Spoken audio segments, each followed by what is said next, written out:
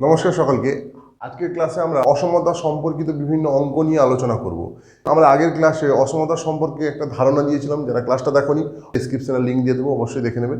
তো আজকের কয়েকটা অঙ্ক নিয়ে আলোচনা করব যেগুলো বিভিন্ন চাকরির পরীক্ষার জন্য ভীষণ গুরুত্বপূর্ণ। ক্লাসটি খুব গুরুত্বপূর্ণ হতে চলেছে, তো সম্পূর্ণ ক্লাসটি দেখার অনুরোধ রইল। ক্লাসটি এখন শুরু করছি। প্রথম অঙ্কটা কি বলেছে, 3x + 7 ≤ 4x + 3 হলে x এর সর্বনিম্ন মান কত?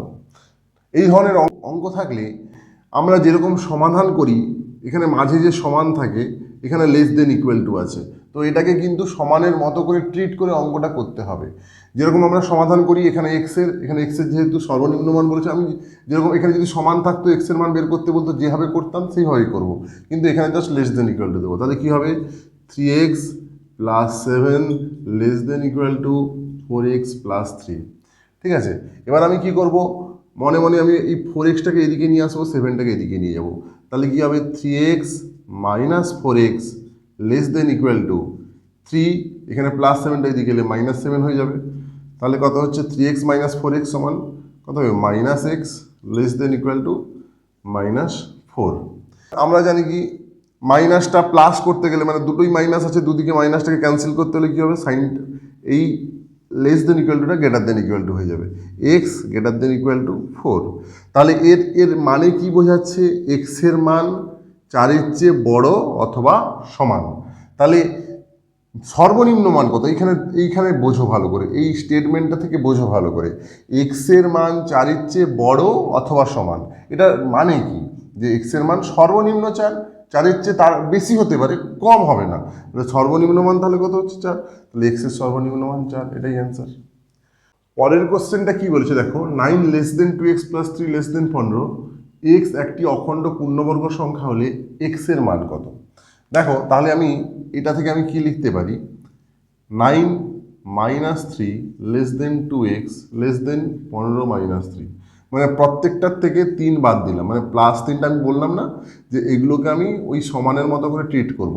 ঠিক আছে, তো এখানে +3টা এদিকে এলে -3 হয়, যেভাবে আমরা শিখেছি, তো এখানে কিন্তু সেইভাবেই হচ্ছে, কিন্তু এইখানের নিয়ম অনুযায়ী কি করব, যে বলবো মনে মনে ভাববো যে প্রত্যেকটার থেকে 3 বাদ দিলাম। তাহলে 9 - 3 সমান কত হচ্ছে, 6 <= 2x তাহলে কত হচ্ছে, 15 থেকে 3 বাদ দিলে 12। এবার মান যেহেতু বের করবো, এক্স এর মান যেহেতু বের করবো, তাহলে প্রত্যেকটার সঙ্গে আমি 2 দ্বারা ভাগ করব। তাহলে 6/2, 2x/2 আর 12/2, তাহলে 2 6 12 হচ্ছে, 2 কেটে যাচ্ছে, 2 3 6, তাহলে কি আসছে, 3 <= x <6। তাহলে x এর মান হচ্ছে, x এর মান 3 থেকে 6-এর মাঝখানে অবস্থিত। তাহলে 3 থেকে 6-এর মধ্যে পূর্ণবর্গ সংখ্যা কি আছে, অখণ্ড পূর্ণবর্গ সংখ্যা 4, 4ই উত্তর হবে, কেন 4 একটা পূর্ণবর্গ সংখ্যা জানি আমরা। 3 থেকে 6-এর মাঝখানে কিন্তু আর কোনো 4 ছাড়া আর কোনো কিন্তু পূর্ণবর্গ সংখ্যা নেই। পূর্ণবর্গ সংখ্যা বলতে কি, যে সমস্ত সংখ্যাকে দুটি একই সংখ্যার গুণফল আকারে প্রকাশ করা যায়। 4কে আমি 2 × 2 আকারে প্রকাশ করতে পারি, বা 2² লিখতে পারি। তো 4 একটা পূর্ণবর্গ সংখ্যা 3 থেকে 6-এর মধ্যে। 3 নম্বর কোশ্চেন কি বলেছে, 3x - 4/7 <= 5 হলে x এর সর্বোচ্চ মান কত? ঠিক একই রকম প্রথমের অঙ্কের মতো আমি কি করব, এটাকে আমি সমানের মতো করে ট্রিট করবো। যেরকম এখানে যদি 3x - 4/7 = 5 থাকতো, যেরকম করে x এর মান বের করতাম, এখানেও কিন্তু সেইভাবে বের করবো। তাহলে আমি যদি করি, এখানে 7 ছিল, 7টাকে এদিকে আনলে কী হবে, গুণ হবে।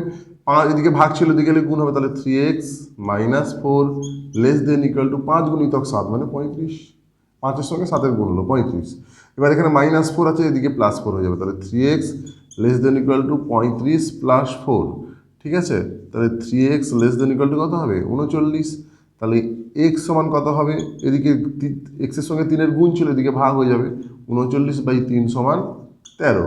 এবার তাহলে কি দাঁড়াচ্ছে, x <= 13, এইটা দাঁড়াচ্ছে। এটার মানে কি, যে x এর মান 13-এর চেয়ে ছোট অথবা সমান। x এর মান 13-এর চেয়ে ছোট অথবা সমান, মানে x এর মান হাইয়েস্ট সর্বোচ্চ কত, 13, 13-এর চেয়ে তো বেশি হচ্ছে না, 13-এর চেয়ে কম হচ্ছে, 13-এর চেয়ে বেশি হচ্ছে না। তাহলে সর্বোচ্চ মান, x এর সর্বোচ্চ মানটা কোথায়, 13-ই গিয়ে আটকে যাচ্ছে। তাহলে x এর সর্বোচ্চ মান হবে 13, 13-এর বেশি নয়। ঠিক আছে, তাহলে সর্বোচ্চ মান হবে 13, অ্যান্সার। পরের কোশ্চেন কি আছে, x² - 7x + 12 <= 0 হলে x এর সর্বোচ্চ ও সর্বনিম্ন মান কত? তো এটাকে কি করব আমি প্রথম এটাকে আমি কি করব মিডল টার্ম করব। মিডল টার্ম করলে কি হবে এক্স স্কোয়ার মাইনাস 4 3 12 হয়, তাহলে 4 plus 3 x plus 12 less than equal to 0। ঠিক আছে, তাহলে কি করব এখানে এক্স স্কোয়ার মাইনাস 4x প্লাসে মাইনাসে minus 3x plus 12 less than equal to 0। এই দুটো থেকে দেখো এক্স কমন যাবে, এক্স মাইনাস 4 মাইনাস 3 কমন দিলে x minus 4 less than equal to 0। তাহলে X minus 4 into x minus 3, এখান থেকে এক্স মাইনাস 4 এখান থেকে এক্স মাইনাস 4 কমন নিলাম, পড়ে থাকলো এখানে এক্স এখানে মাইনাস 3, তাহলে X minus 3 less than equal to 0। এই ধরনের হলে আমরা কি বলতে পারি যে ই less than equal to X less than equal to 4, তাহলে এক্স এর সর্বনিম্ন মান 3, সর্বোচ্চ মান 4 হয়ে গেল।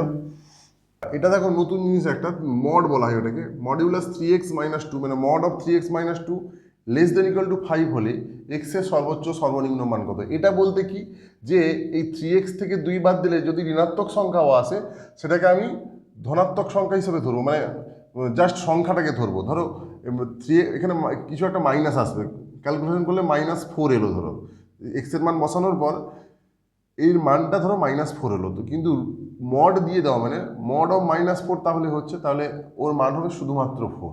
ঠিক আছে, তো এই হচ্ছে ব্যাপার। এটার এই লাইনটা থেকে আমি কি বলতে পারি, -5 less than equal two 3x minus 2 less than equal two 5।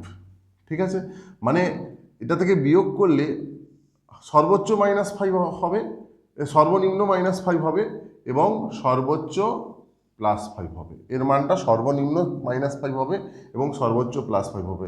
মডের কাজটাই হচ্ছে এটা, মডকে এইভাবে বলা যেতে পারে।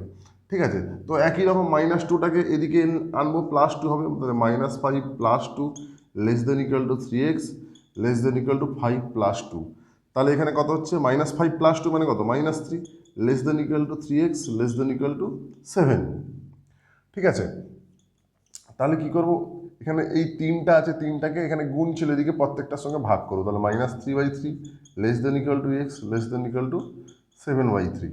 তাহলে 3 3 কেটে গেলে হচ্ছে -1 less than equal two x less than equal two 7/3।